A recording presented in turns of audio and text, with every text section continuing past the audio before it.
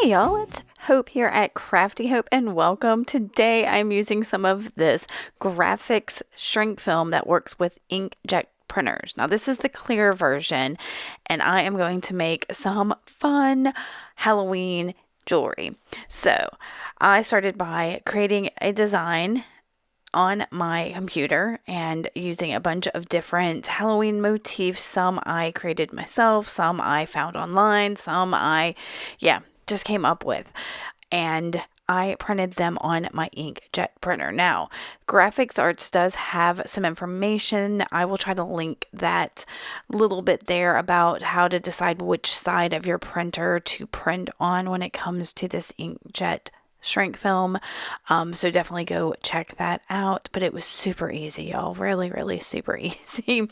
So I printed it out and I'm going to start with this skeleton. Now, the skeleton I wanted to make, y'all know the dancing skeletons from Disney. That's what I wanted to make. And this was super easy. I did have to look around to find an image and ended up, I'll admit, having to create one in AI.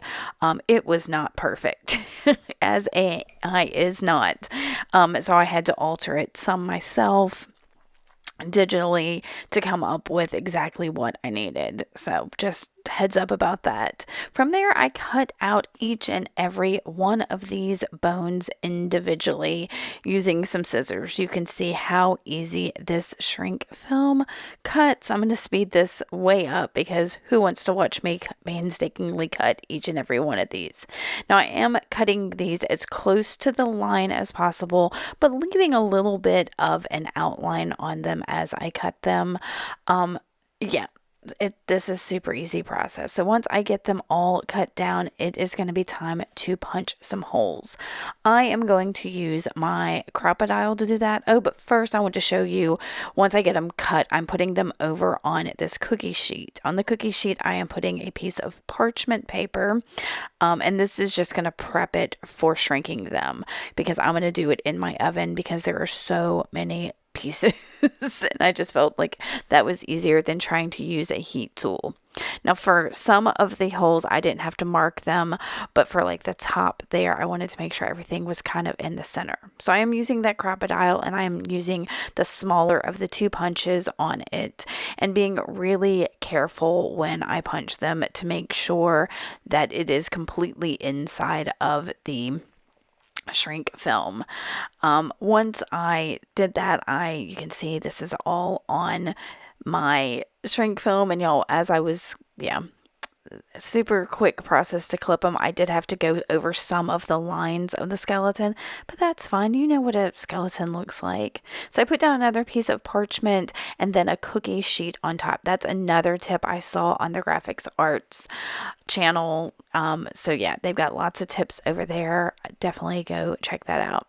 From there, I'm going to hook my skeleton bones together, singing head, shoulder, knees, and toes, I think, or the head bones connected to the neck bone as I am doing this. So, and I'm using two different sizes of jump rings depending on the space between the hole and the edge of the shrink film. So having a little array of jump rings is great. I did add at the top 2 jump rings before I twisted open my ear wire and added that in, y'all. These are so much fun. Every time I lay them down, they're in a different like yoga position. I love it. So then I decided to focus on my other designs. That one, it definitely had a lot more cuts. Here you can see I am cutting the other 3 designs out. Now these are great because once they're shrunk, because I'm using the clear, you can still see the design through the shrink film. It is pretty awesome.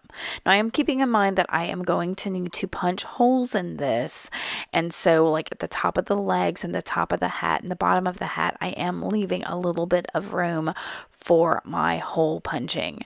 So these are, and I also will recommend when you are cutting some of these things out to try not to leave too many like sharp points. Y'all, if y'all seen my stuff before, you know I don't like sharp edges on anything.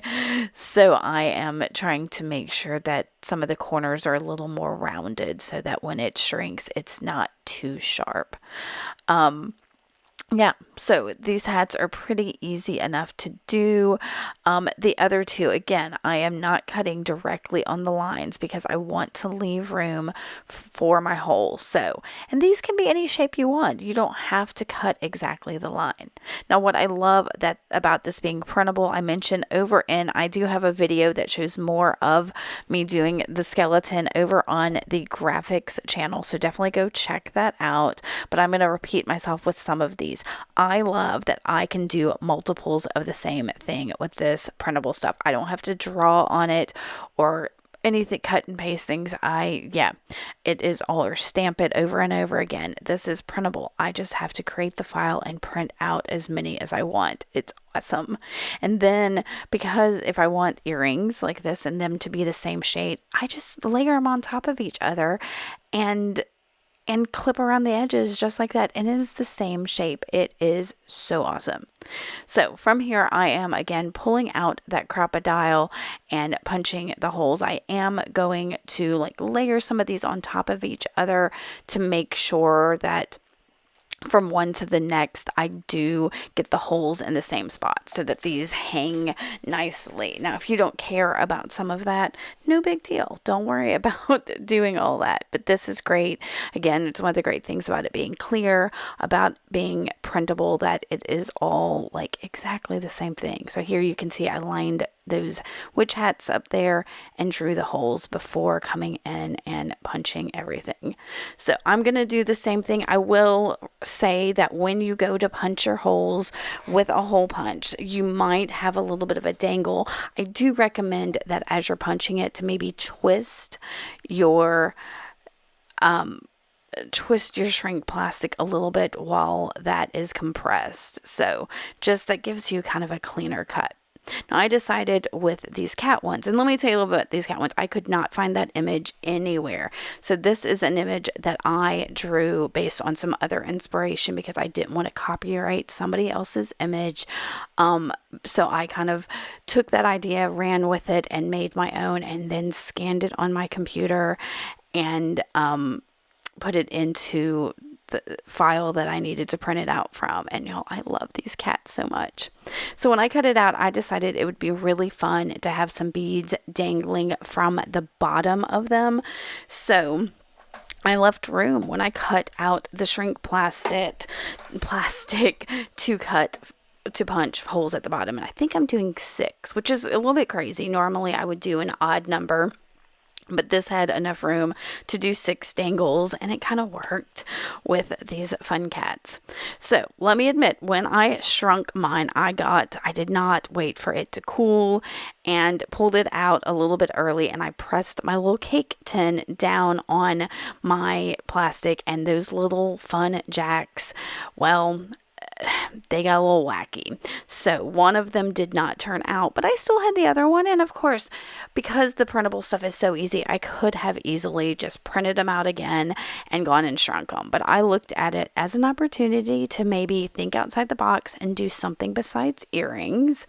And since I just had one, I'm going to add 2 jump rings on here and a lobster clasp. And that makes for a perfect like zipper pull or a journal charm or anything like that. You can, if you shrunk it even smaller or printed it out even smaller, you could make a nice like bracelet charm. So that I think is great. Or you could just do a single earring if that's what you're into. Obviously these witch ones that are just a hat and stockings, and y'all, I'll admit I make similar laser cut earrings, so I wanted to see if I could use kind of the same images to make the shrink film ones too. And yeah, they're just as cute as my laser cut ones, but these have a little more color and all of that. So I'm just using jump rings to hook them all together. Remember, when you are using a jump ring, to use 2 sets of pliers and to twist open your jump rings, simply because if you try to pull them apart, and I say this every time, you're going to distort and weaken your jump ring. So always twist to open and to close, and you're going to get a much better closure and more security. So again, for the top of them, I'm going to use, I think, 2 little bitty jump rings at the top of them, and I use 2 at the top just so that they hang better. Wait, I might not use 2 on this one. I'm trying to tell. There's 1 and close. Yep. And yep, I'm using 2 on them. It just is a directional thing. You really don't have to, like I said, these, because you can see the design on the back of them because they are clear. It's not as necessary. So I'm twisting open, putting one on, twisting it closed, and then picking up the other jump ring, putting it on because it's already twisted open, and then slipping on my ear wire. And I am making sure when I put my ear wire on that the backs of the ear wire are on the backs. Now, for the cats, I am making a series of dangles, and I love to work in batches so I can do all the same motion at the same time. So I have some head pins, and I'm putting on an orange seed bead, a black glass pearl, and another orange seed bead. So it's just this little sandwich. I thought these were super fun.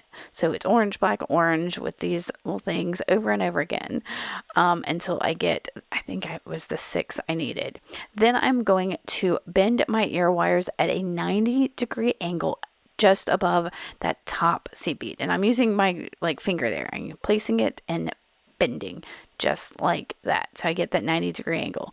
And I'm going to go through and do all 6 of these. Like I said, this works great because I can do it in batches. I feel like I'm measuring things well. And from there, I'm going to take some wire cutters and cut off the excess wire, leaving, oh, that one slipped off. I was too overzealous. Leaving about a 1/4 of an inch or so of wire on there that we're going to form into a simple loop. Now, because those aren't really sharp bends on there, yeah, that top seed bead is trying to jump off. So I'm just trying to be a little more careful as I work so that I don't lose a bead as I'm doing this. But I do like working in batches like this because I'm just picking up the same tool over and over again. From there, I'm using round nose pliers, and I am going to twist that little bit, forming a loop. I am going to use some flat nose pliers or chain nose pliers to just make sure that my loops are flat and even and close. So I'm twisting, and then I will grab those tweezer nose or those tweezer chain nose pliers, whatever they are. I'll have them down below in the description box. You can find them on Amazon. I like that they've got the tiny little tip on them. So, and do keep in mind that when you make simple loops like this, I'll also put a link to my tutorial on simple loops in the upper right for y'all. There may not always every single one of them be identical, and that's okay. Nobody's ever going to look that close at your earrings to make sure every single one of those loops is perfect. It is absolutely okay. So here is the last one. Now you honestly could have attached, you could twist open your simple loops and put them on your shrink film, but I am going to use some tiny jump rings to attach them to the shrink film. This is just because it's going to give them a little bit more movement and dangliness and fun. So that's all that is. So as you see, I'm twisting open my jump rings, slipping them on the shrink plastic, and then slipping on that little bead dangle. And I'm going to do that for all 6 of these little holes at the bottom. And yeah, like I said, working in batches works great for me because then I don't have to make one dangle and attach it. I don't know. It just feels a little more methodical to do the same thing over and over again. Now, you're going to see me struggle a little bit. These tiny jump rings, I was having the hardest time finding the split in them because they are some, I think, gunmetal colored ones, and they're just so tiny. But that was all I needed to attach them. So you can see I'm struggling just a tiny bit as I do it. Once I get all 6 of these on here, I am going to use 2 of those jump rings to put at the top just like I did previously, and then add that fishhook ear wire. I've already got the other one done, so you're not going to have to painstakingly watch me do that one. See here, I'm trying to find that hole. Oh, y'all, so it's not always you. I mean, if you have trouble sometimes finding that little split in your jump rings, know that it's not just you. We all struggle with it a little bit. Sometimes I have to feel along the jump ring to find that split. And see, I'm studying that one real hard. I'm praying that I had it. Yep, I got it that time. Woo! Score. Okay, so next is the ear wire, and once that is done, I am going to give you a look at all of the fun jewelry pieces we made, and that'll be it.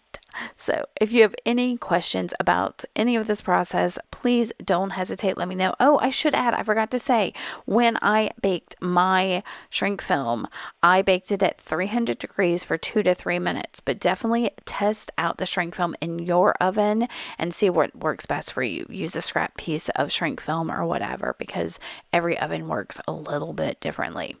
I encourage you to go check out grafixarts.com and all the fun things they have over there. And like I said, if you have any questions for me about any of this process, please don't hesitate to ask. I hope y'all have a very spooky season. Have fun. Bye.